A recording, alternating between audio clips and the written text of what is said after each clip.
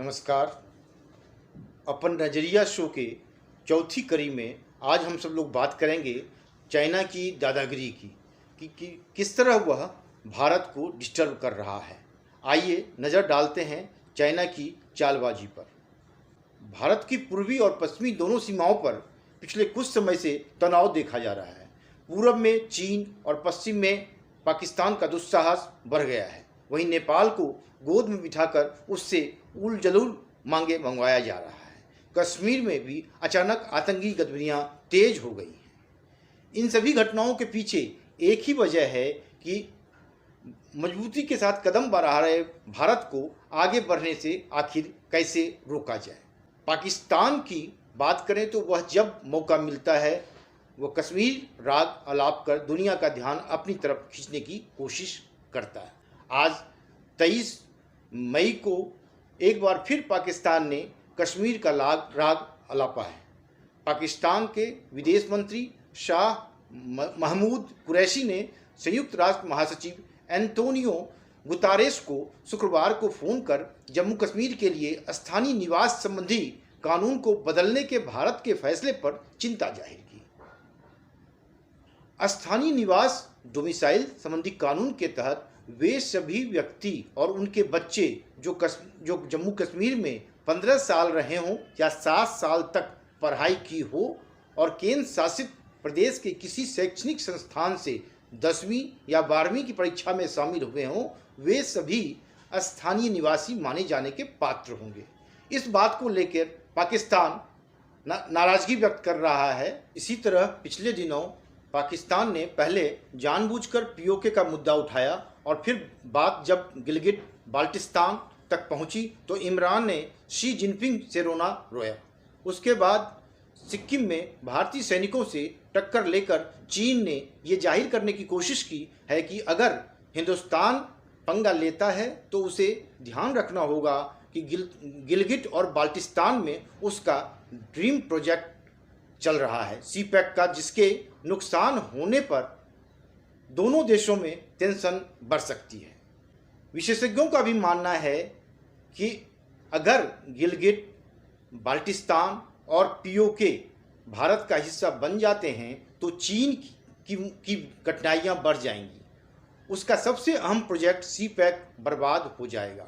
इसमें चीन के जो $65 मिलियन लग रहे हैं वो सब बेकार हो जाएंगे। इसलिए चीन सिक्किम में तनाव पैदा कर रहा है।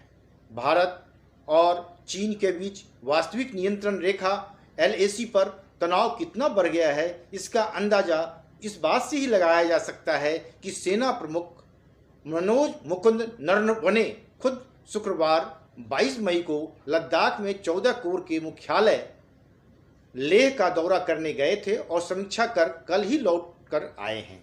आइए इस पूरे मामले को समझने की कोशिश करते हैं ताकि पता लगाया जा सके कि आखिर किस तरह चीन साजिश रच रहा है भारत के खिलाफ।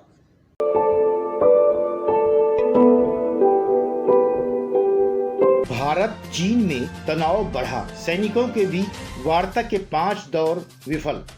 दोनों ही देशों ने अपना रखी है आक्रामक मुद्रा।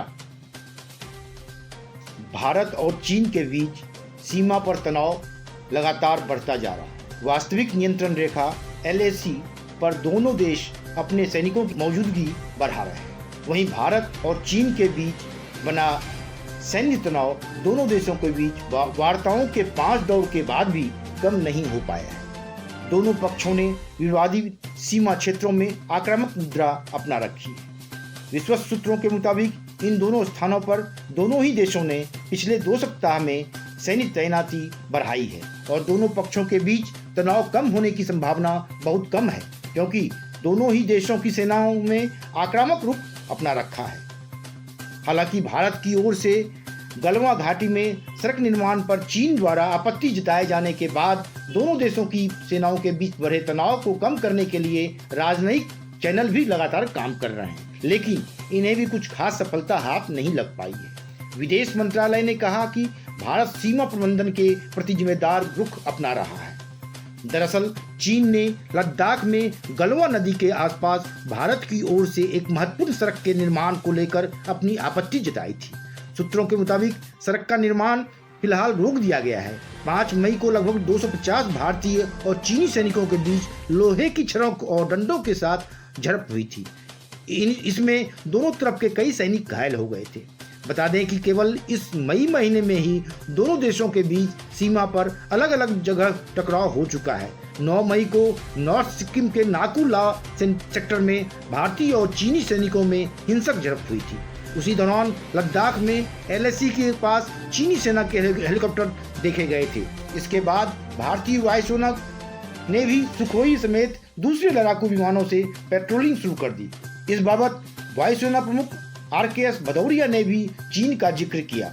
उन्होंने कहा, वहां कुछ असामान्य गतिविधियां देखी गई थी। ऐसी घटनाओं पर हम करीब से नजर रखते हैं और जरूरी कार्रवाई भी करते हैं। ऐसे मामलों में ज्यादा चिंता की जरूरत नहीं है। वहीं थल सेना प्रमुख जनरल MM नरवणे ने दोनों देशों की सेनाओं के बीच टकराव के बाद पिछले हफ्ते कहा था कि चीन के साथ लगी सीमा पर भारतीय सैनिक अपनी स्थिति पर कायम हैं। सीमावर्ती क्षेत्रों में बुनियादी ढांचे के विकास का काम चल रहा है। उन्होंने ये भी बताया था कि इन झड़पों में दोनों देशों की सेनाओं के सैनिकों का व्यवहार आक्रामक था, इसलिए उन्हें मामूली चोटें भी आई। चीन का भारत पर आरोप। चीन के सरकारी अखबार ग्लोबल टाइम्स में एक आर्टिकल में गालवन नदी क्षेत्र में तनाव के लिए भारत को जिम्मेदार बताया गया है। आरोप लगाया जा रहा है कि भारत कोविड-19 की वजह से आर्थिक परेशानियों से जूझ रहा है और जनता का ध्यान हटाने के लिए उसने गालवन में तनाव पैदा किया। यानी गालवन घाटी को लेकर दोनों देश एक दूसरे पर लगातार आरोप लगा रहे हैं। क्यों अहम है गालवन घाटी?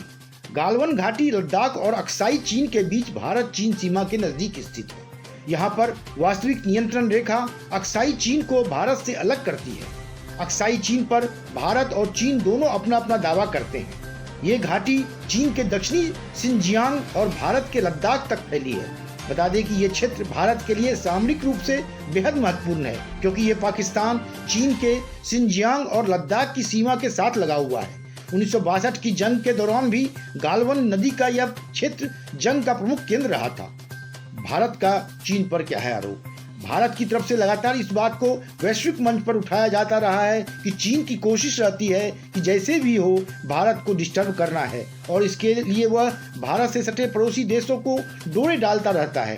पाकिस्तान से उसकी मित्रता पुरानी है और जग जाहिर भी है, लेकिन हाल में उसने नेपाल को भी अपने मकसद के लिए मिला लिया है।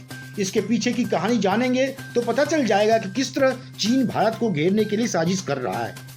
नेपाली सरकार द्वारा देश का एक नया विवादित नक्शा जारी किए जाने के पीछे भी चीन का ही हाथ माना जा रहा है, जिसमें लिपुलेख, काला पानी, लिम्पियाधुरा के भारतीय क्षेत्रों को अपना यानी नेपाली क्षेत्र बता रहा है। ऐसे में इस सवाल पर भी गौर करना होगा कि भारत के साथ वर्षों से मधुर संबंध साझा करने वाले नेपाल के रुख में अचानक आई तल्खी की मुख्य वजह आखिर क्या है?